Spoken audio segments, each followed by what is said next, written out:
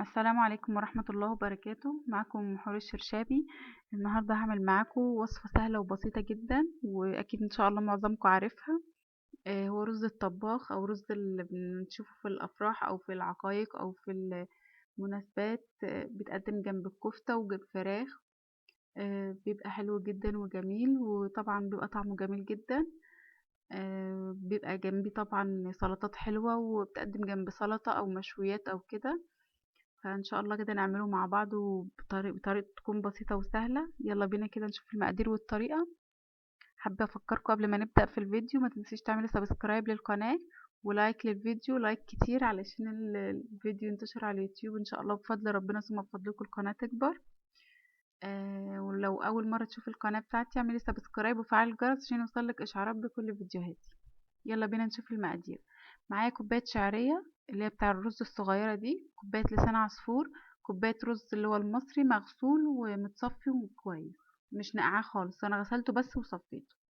معايا ملح وفلفل ومكعب مرق، ومعايا طماطمية مبشورة وبصلاية مبشورة. الطماطم والبصل بشرهم ناعم، بيدوا طعم حلو قوي للرز. اول حاجة معايا كده حلة على النار، هحط فيها معلقة سمنة كده كبيرة ومعلقة زيت. اول ما السمنة تسيح هنزل على طول بلسان العصفور الاول. طبعا زي ما احنا عارفين لسان العصفور بياخد وقت في التحمير عن الشعرية وكده. فانا هنزل الاول باللسان العصفور، هديله تشويحة كده بسيطة لحد ما لونه يبيض كده، يغير لونه. زي ما انتم شايفين انا مش مكترة الدهون خالص، يعني معلقة ومعلقة على معلقتين من الدهون على ال3 كوبايات، فمش كتير خالص.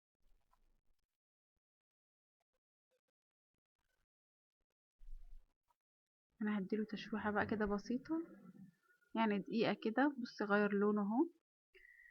دلوقتي هنزل بقى بالشعرية. الشعرية ما بتاخدش وقت في التحمير، فعلشان يبقوا الاتنين نفس اللون.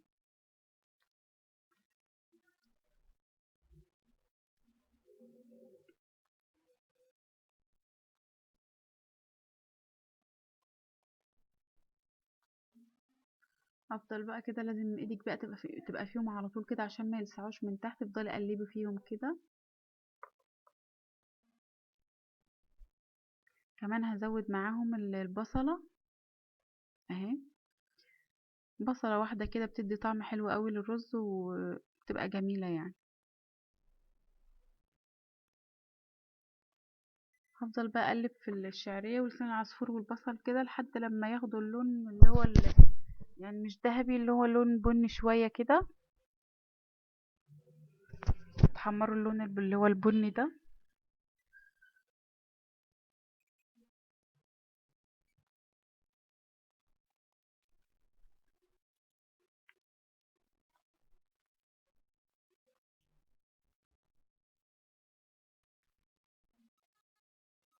في كده زي ما انتم شايفين كده اللون اتغير خالص.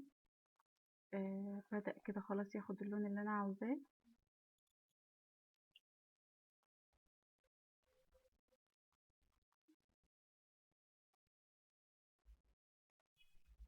دلوقتي بقى بعد ما خد اللون ده هنزل كده بكوباية الرز. الرز مش عايزاه يلون، بس هشوحه شوية كده معاهم.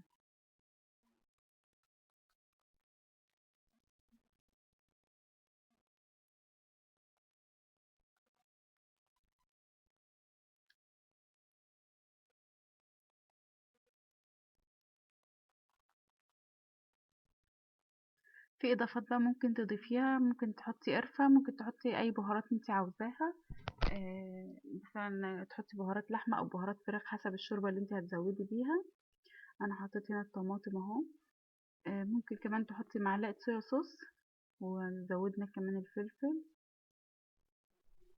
والملح. اظبطي الملح لان احنا كمان هنحط مكعب مرق، ما يبقاش مملح قوي معاكي.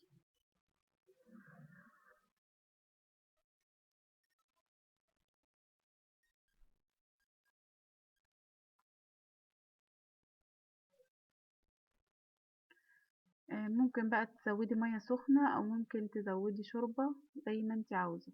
شوربة فراخ او شوربة لحمة، او ممكن مية على الرز يعني. انا حطيت مكعب مرق، لو هتزودي بمية حطي مكعب مرق.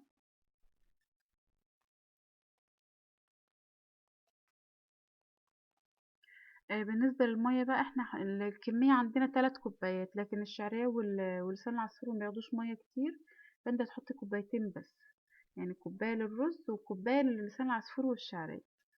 القرفة بتديله طعم حلو قوي قوي قوي، بس انا ما حطيتش، انا حطيت بس معلقة صغيرة صويا صوص بتديله طعم برضو جميل.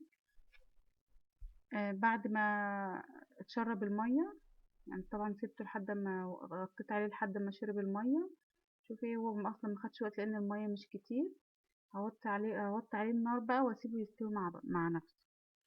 بعد ما الرز استوى، شوفوا ما شاء الله مفلفل ازاي، ومش معجن كده ومش ملزق في بعضه، احنا محطناش كمية دهون كبيرة، وكمان لونه حلو قوي، ومش باين الرز اللي احنا حاطينه، احنا باين اللون بتاع لسان العصفور والشعرية. انا هغرفه كده في طبق. انا بقى حطيت كده في طاسة، بس مصورتش الخطوة دي. معلقة سمنة كده كبيرة، وحطيت فيها شوية سوداني. أول ما ابتدى السوداني كده ياخد لون خفيف، حطيت معاه شوية زبيب. لما تلاقي الزبيب نفخ، عشان ما يجلدش منك، أول ما تلاقي الزبيب نفخ شوية كده، حركي الطاسة بس ما فيش يعني أقل من 10 ثواني، وبعدين شيليه على طول عشان لونه ما يتحرقش منك، ويبقى لون طعمه مش حلو. أنا زينت الطبق بقى كده بالزبيب والسوداني اللي أنا حمصته. صدقوني وجبة بتبقى حلوة جدا، وممكن تقدمي بقى جنب كفتة مشوية، فراخ مشوية، شيش طاووق. ممكن تقدمي جنب أي حاجة، مثلا صوص فراخ أو مع فراخ وصوص بتاعها، ممكن زي ما انت عاوزة. يا رب وصفة النهاردة كده تكون عجبتكم. هي وصفة بسيطة، بس أنا بحبها جدا، فعشان كده حبيت أقدمها لكم. وإن شاء الله بإذن الله أقدر أو أقدم لكم وصفات تانية قريب بإذن الله. شوفوا ما شاء الله الرز مفرفر خالص ازاي ومفلفل، والوانه حلوه. يا رب ان شاء الله كده. استنى تعليقاتكم في الكومنتس، وان شاء الله اشوف رايكم. وما تنسوش تدعموا القناه عشان يوصلكم كل جديد. لو عجبتكم وصفه النهارده، ما تنسوش تعملوا سبسكرايب للقناه ولايك للفيديو، ولو اول مره تشترك عندي فعل الجرس عشان يوصلك كل جديد. سلام عليكم.